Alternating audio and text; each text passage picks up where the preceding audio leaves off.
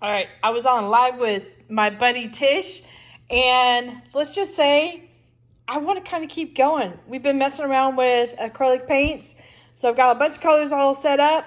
I've got some that I already used from before, and another canvas. So yeah, we're gonna play.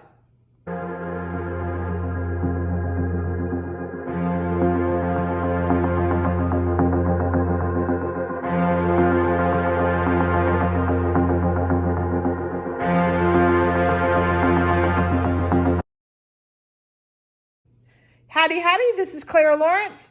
Okay, so as you guys know, I play with a lot of mediums, and I also like combining different mediums, but this one I'm trying to work out, getting more and more comfortable with this technique, and then Tish and I are going to do it in resin because I have a bigger project in mind, and so I want to be able to pull it off. So today we get to play with acrylics and just get used to the technique, and then when I feel more comfortable, then I'll translate it to resin because I really don't want to waste my resin on that part. I guess I always think of it as being a little bit more expensive than the acrylics. I could be wrong. I don't know. So what I'm using is a whole mess of different paints, varieties of paints. I've got this, the mixed pouring medium in all of these. So everybody likes to know the colors, so we'll go with the colors here. So there's a lot of primary elements in these colors that I picked out. This is key lime. I don't know if you can see that with that label being dark. I have to work on my labels. Sorry. So key lime. Then there's another primary element, is mermaid scales. This one I have not tried yet. It looks gorgeous. This one here is Be Mine.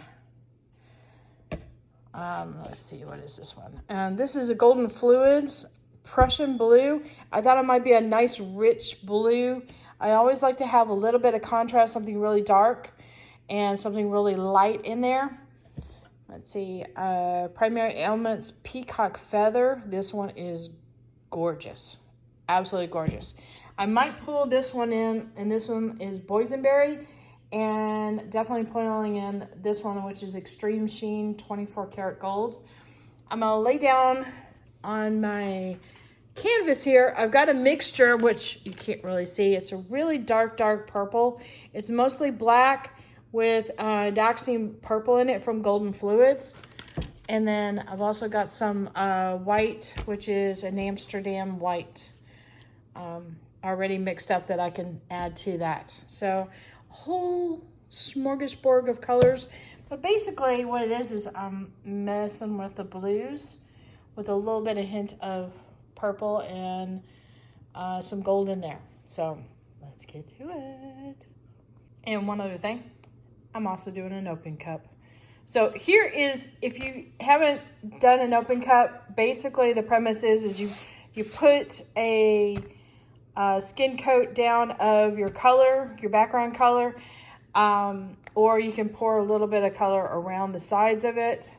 I actually didn't do the sides of it when I did Tish's live, and it seemed to do okay, but it does, I think, help having a little bit of color for this to float on. And then you pour your individual colors inside the cup, and just because of the way the cup sits on top of the fluid, it actually will go and penetrate underneath the colors, meaning that skin coat, it just kind of penetrates and goes under, so it gives that really interesting look to it. Hopefully my description makes sense. Let's just try to figure this out and show you by demonstration. All right, these guys are all mixed up and ready for me to play with. Oh, this is gonna be pretty.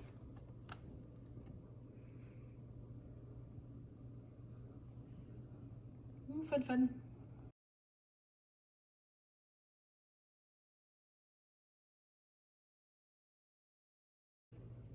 Okay, I got all this covered up. Get on the base thing here. I actually have applied a lot more than I expected, so I just went ahead and covered the canvas up. Why not? Anyway, so let's see. I wonder if I need a little bit more just for things to move. I think I might just put a tiny bit in there. Like I said, I'm kind of new to the technique, so you guys are learning right along with me. And those of you who've done this before, feel free in the comments to give me hints and tips. I have no problem with that. But I do enjoy learning a technique and then just making it my own and playing with stuff. As you guys know, I like to experiment. So I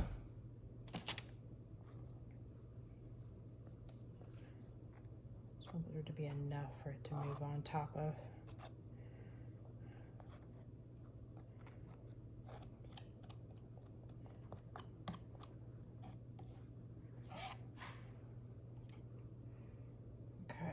All right, here we go. I'll plop this here, why not?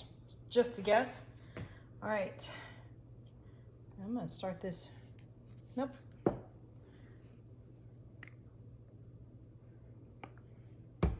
Just a little bit of that dark color in there. It's a really pretty dark purple that it created. Oxine purple is one of my favorite colors. All right, do I just go for the lighter tones or, nope, I'm gonna. Now the last one I did with Tish, we did 2 of them and, stay. When I found that I poured more color in there, the effect was a lot more enjoyable. Meaning I was happier with the results.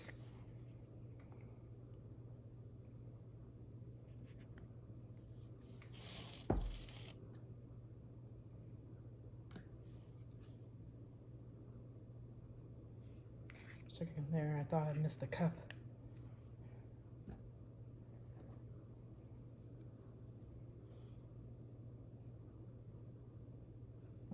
Don't run off the canvas.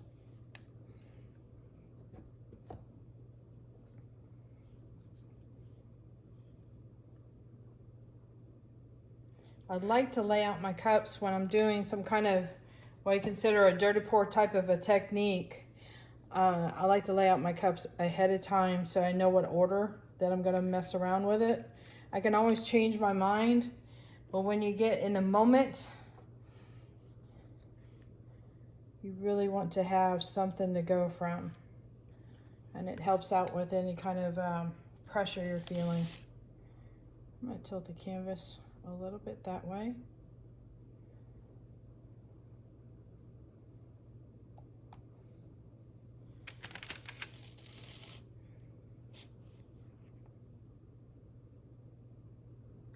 The first one I didn't do a lot of Amsterdam. I don't think I did any Amsterdam white, and I think it made a real difference on how it turned out adding that in there. Oops, I dribbled on the side. Crud. Oh, we'll just go for it. And again, it wants to run off this side.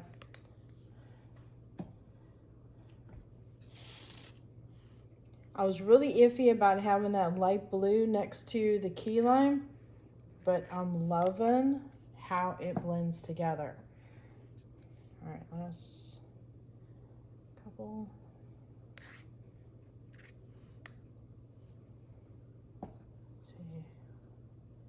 A little bit more gold in there, or should I do white? I'm gonna do white.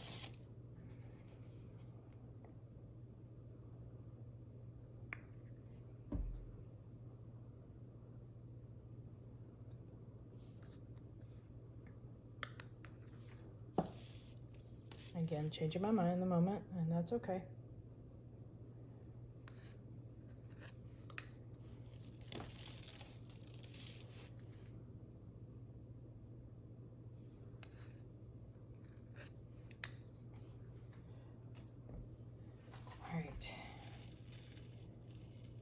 See if I can guide this way and just slowly pick up my cup.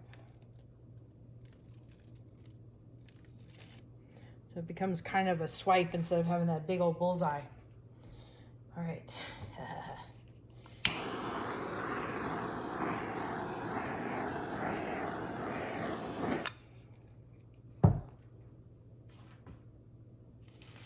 Let's see what we got here.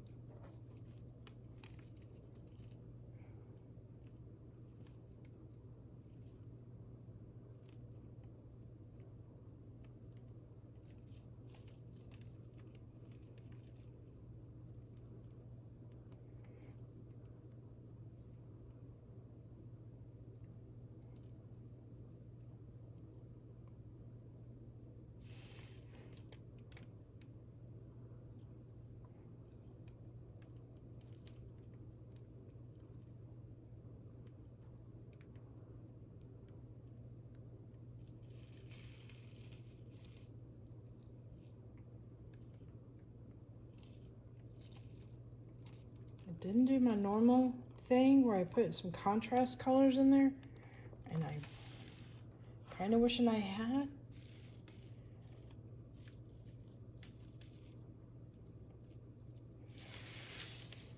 But I'm not mad at it. This is still kind of cool. Go.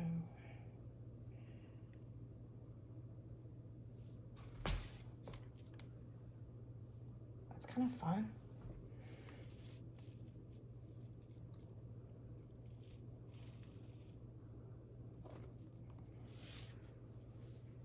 Right.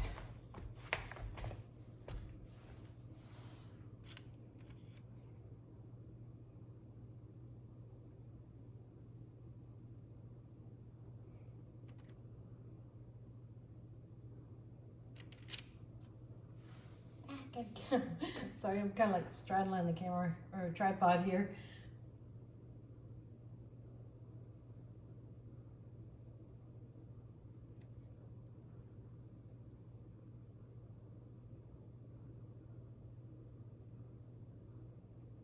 So next time I need to mess around with moving the cup around the canvas. That's the next step. And that one I'm like super excited about doing. Because that goes into the direction where I want to go. All right, let me clean off my paws because I can't touch the camera right now. My fingers are a mess. I have tie-dye fingers. I got all the blues and greens on here. It's funny.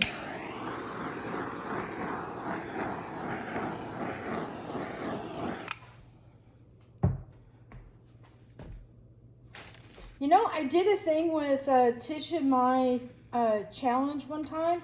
This is Tish Haven with Artist Haven. I'm sorry, Tish Winters with the Artist Haven. Tish, don't be mad at me. Sorry. We did a challenge, and we had to use glitter. And I was doing acrylic. She was doing resin. It's easier to do glitter with resin.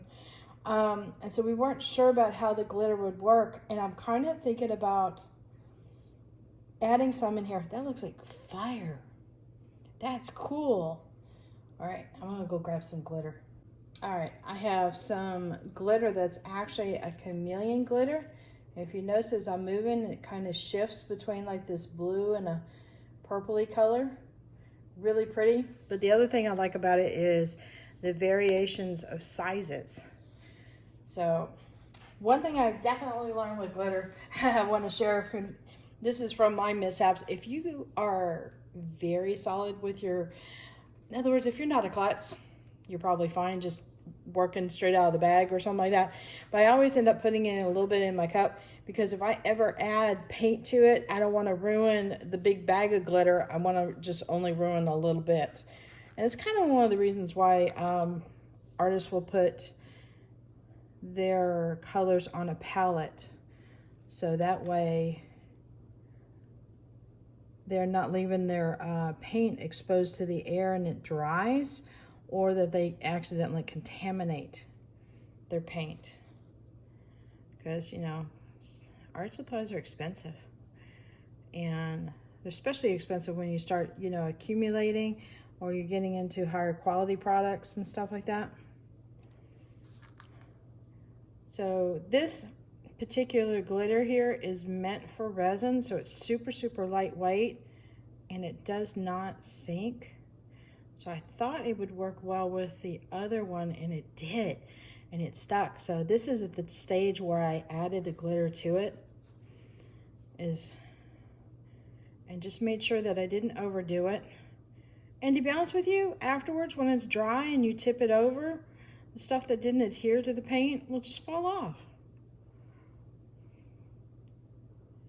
Eventually this will get trapped under resin, I think. Let's see if I can sprinkle little bits here and there. Okay, and I always try to do things in threes, so I want to do this zone here.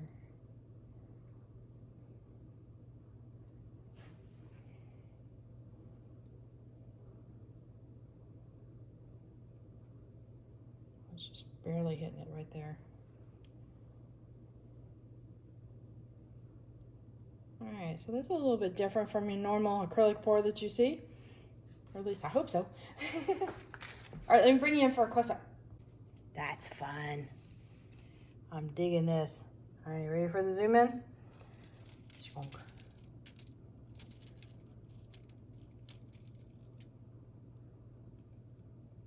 A lot of pretty blends in there. Don't know how many cells are gonna pop up after this, but I got some nice subtle ones. I'm loving how the glitter, or I should say the gold, is kind of sprinkling shimmer all over that.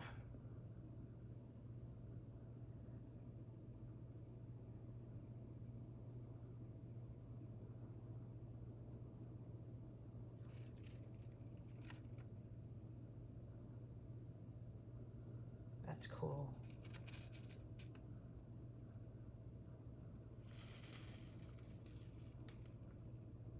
I love that. It looks like it's on fire.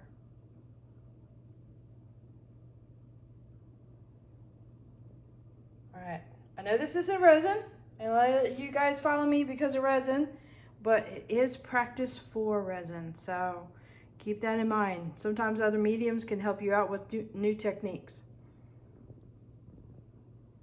There we go.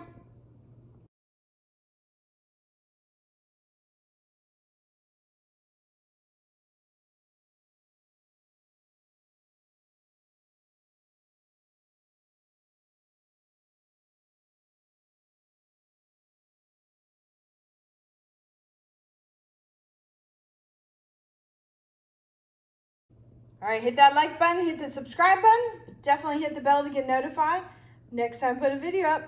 Well, first off, you never know what I'm gonna do next. Anyway, the description below, there's some links to my Amazon store where I get all my supplies and all my resin colors and supplies. I also get them from Artist Till Death.